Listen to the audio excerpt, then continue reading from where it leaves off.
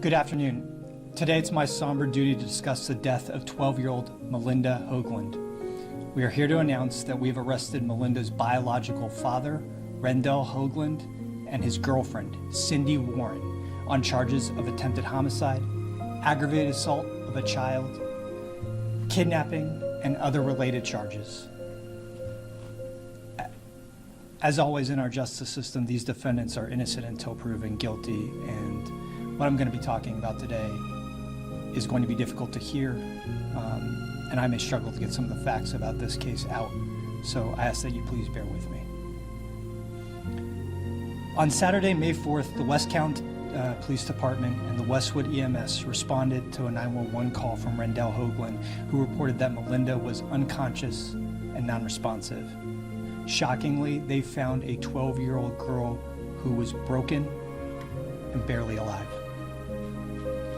Our investigation revealed that Rendell Hoagland and Cindy Warren subjected Malinda to evil and torment that no child should ever have to endure, and they did it for months.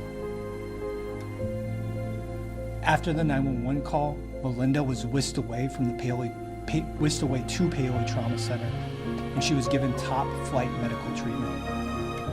But it was not enough. Doctors found a child that was emaciated. She weighed 50 pounds. She was covered in bruises.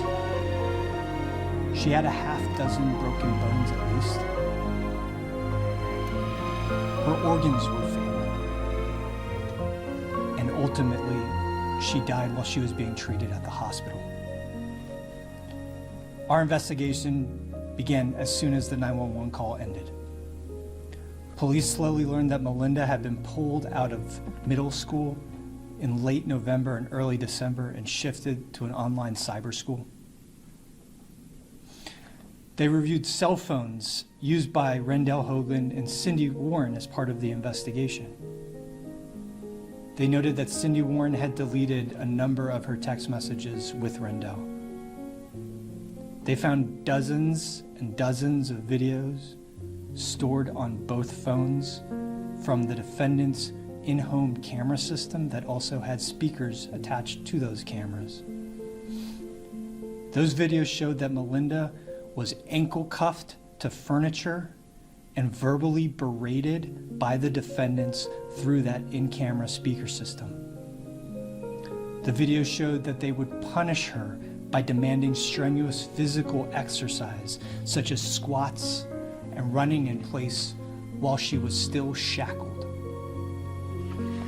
And they showed that she would be punished for perceived slights by being denied food, sometimes for days. And these videos started months ago. The punishments were seemingly systematic.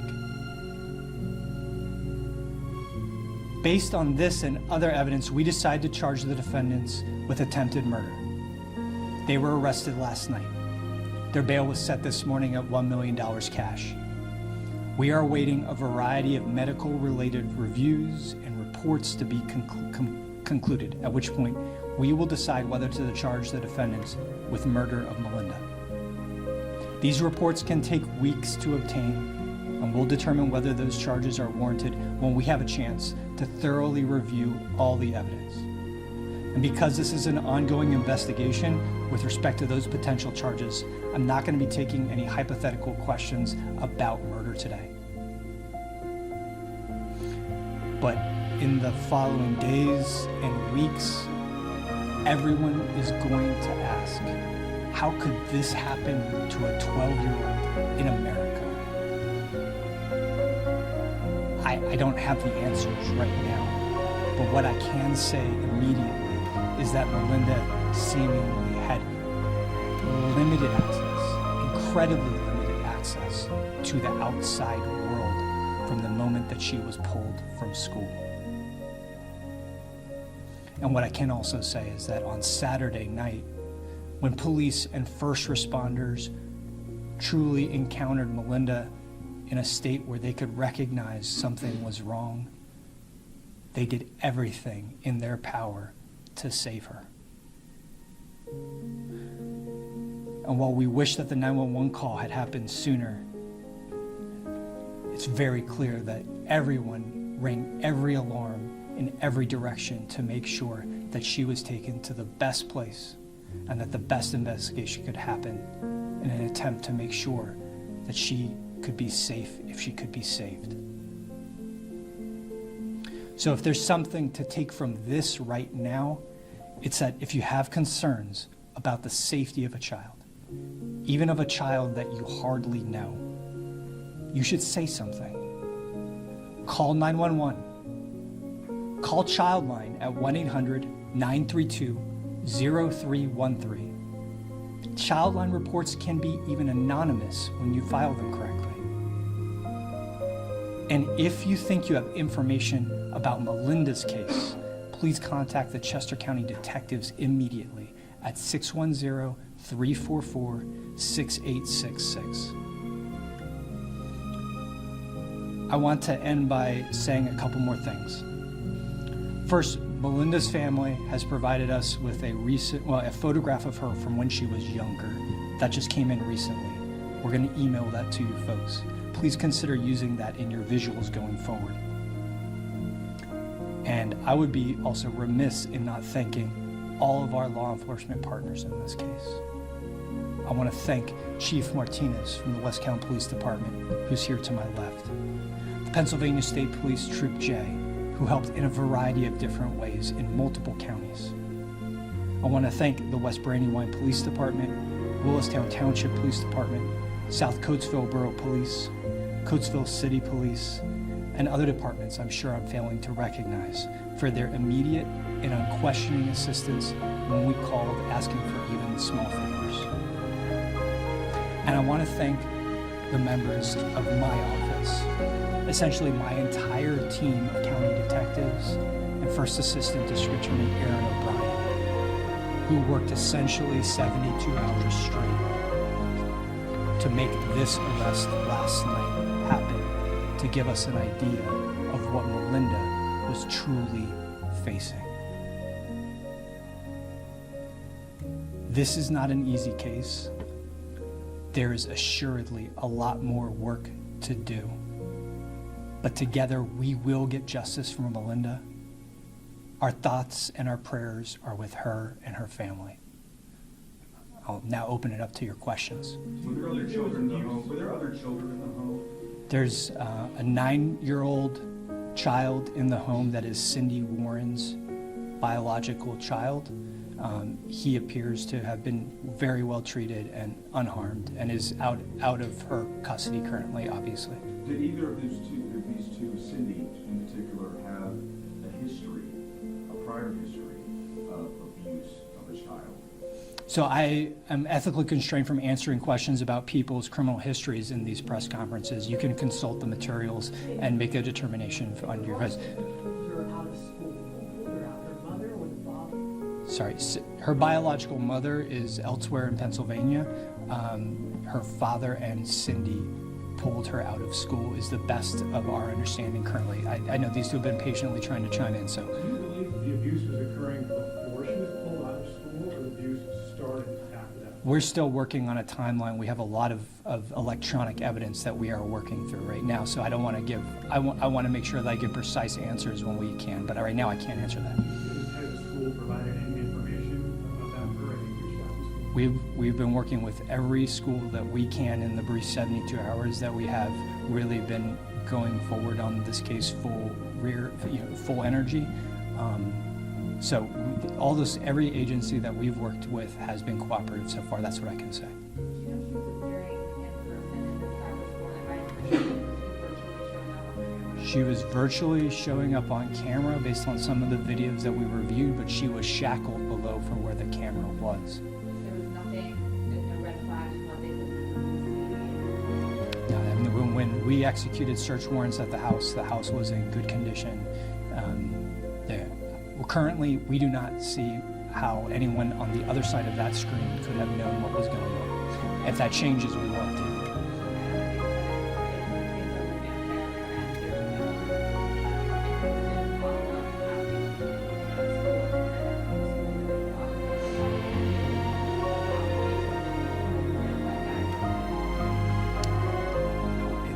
We have a right to homeschool our children, right? And so while I think there was at some point a red flag raised by the school, back in the fall or early winter, I don't think there's anything anyone could have done at that time. We're still trying to determine what happened. Our focus has been on documenting, understanding injuries, and pursuing charges. For clarification, how do we spell her name? You said Malinda or Malinda? Melinda, How do you spell that? I believe it's Malinda. Malinda, last name is Hoagland? Yes, ma'am. And then when you said it seemed like the torment was systematic, can you clarify what you mean by that? We have dozens of videos that are date and time stamped, and it's repeated. It's systematic. Like routine, like if you do this, this is what we do? I don't know. I would like. We are still processing it, but that's just how I, in normal terms, would describe it. Does she have a room in the house? Did they keep her in a certain area? Was she allowed outside? Any of that? She has a bedroom in the house. She was at times shackled in the basement of the home. She was outside on I think rare occasions, right? She was seen at a campground in Lancaster County over the weekend, right? But that's as far as we've gotten in terms of how frequently she was outside. At that campground, is it believed that there was some abuse happening at that campground as well? Is that the second one for them? I mean, they would frequent Jellystone in Lancaster County with some regularity, but I can't we don't have precise answers on that right now. Do you think the bike accident really happened? I'm not going to speculate on what it is. Whether it happened or not, it doesn't account for dozens of broken bones and a 12-year-old being 50 pounds.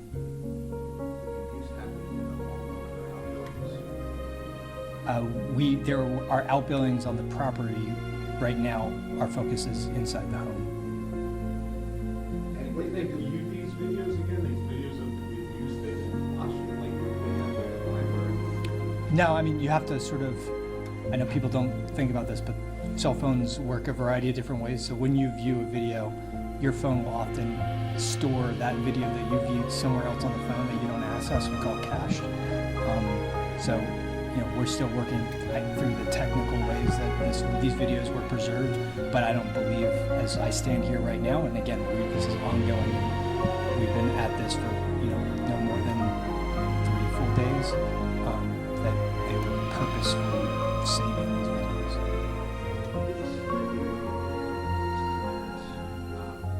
Sure.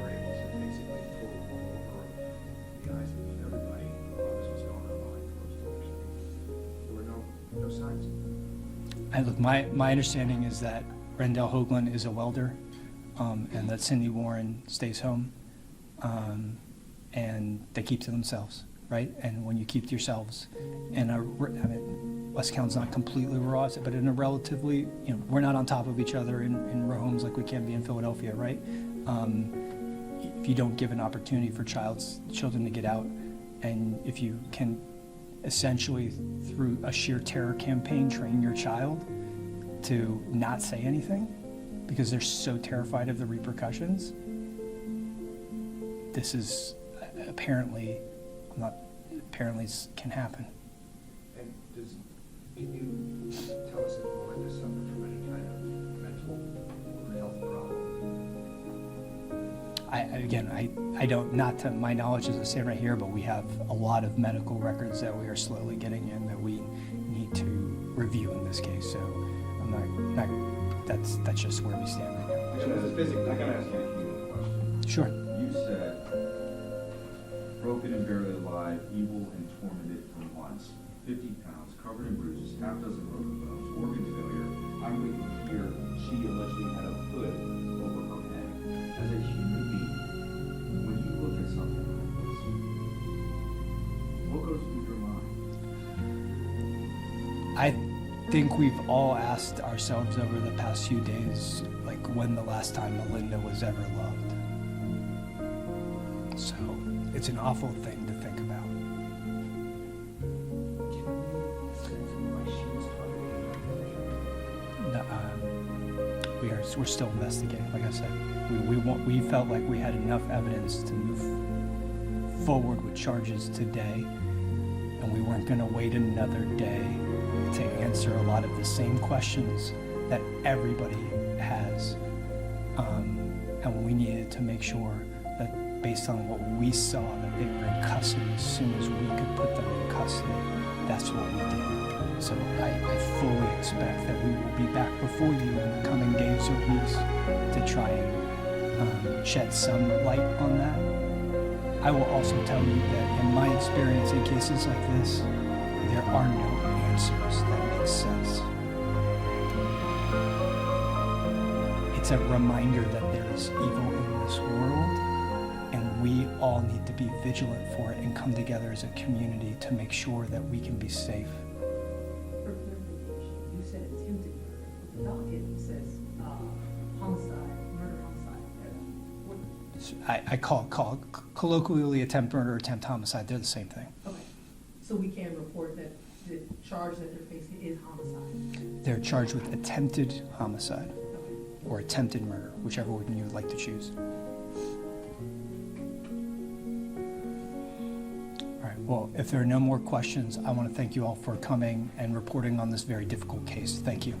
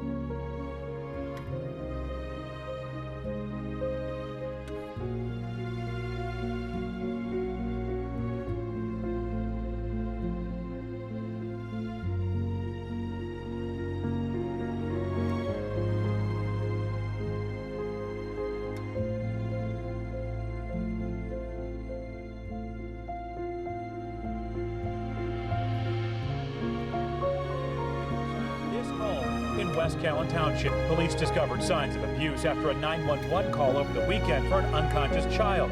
Hoagland claimed Malinda struck a tree while riding her bicycle. According to the affidavit, the 12-year-old weighed just 50 pounds upon admission to the hospital, and medical staff noted that the child was severely emaciated and had significant bruising to her body.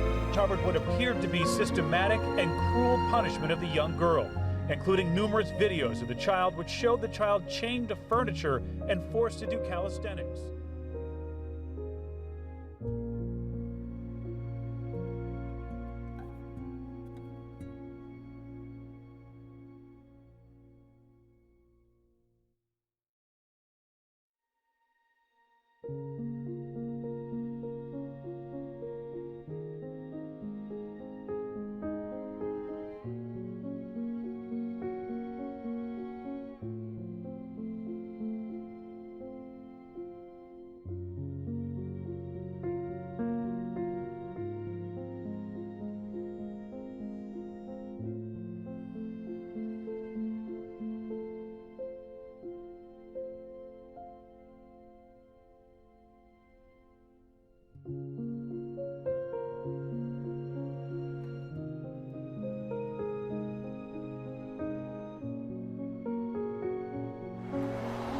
The DA says Rendell Hoagland called 911 around 7:30 Saturday, saying his daughter was unconscious at their home on Reed Road in West Caln Township. Malinda was rushed to the hospital but did not survive.